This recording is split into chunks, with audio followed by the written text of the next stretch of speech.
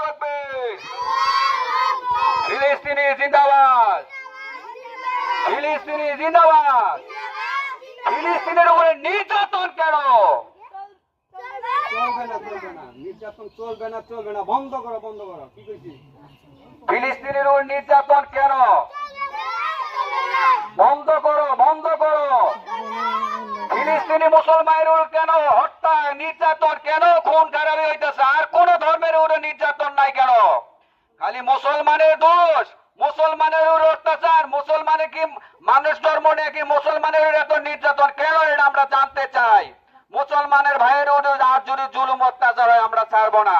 ফিলিস্তিনি ভাইদের উপর নির্যাতন, আর কোন ধর্মের উপর নির্যাতন নাই। বেধর্মীরা কি পাপ করে না? এদের কোনো ধর্ম নাই, এদের কোনো পাপ নাই, এদের উপরে কেন নির্যাতন হয় না? আমাদের মুসলমানের ভাইদের উপর কেন নির্যাতন? এটা আমরা জানতে চাই, সমাজের কাছে জানতে, সারা পৃথিবীর মানুষের কাছে জানতে চাই। আমরা এই নির্যাতন, জুলুম, অত্যাচার আমরা দেখতে চাই না। ফিলিস্তিনের ভাইয়েরা না খাইয়া ফিলিস্তিনের ভাইয়েরা কত কষ্ট কইরা না খাইয়া না নয়া মারা যাচ্ছে। এই যে সমাজের ভিতরে আমরা দেখতেছি ফিলিস্তিনের ভাইয়েরা ভাত পাইতেছে না, খানা খাইতেছে না, এরা না খাইয়া মারা যেতেছে। বিনা অবস্থায় কাপন ছাড়া তাদের মাটি দেওয়া হইতেছে। কেন মুসলমানের উপর কেন নির্যাতন? আমরা এই নির্যাতন দেখতে চাই না।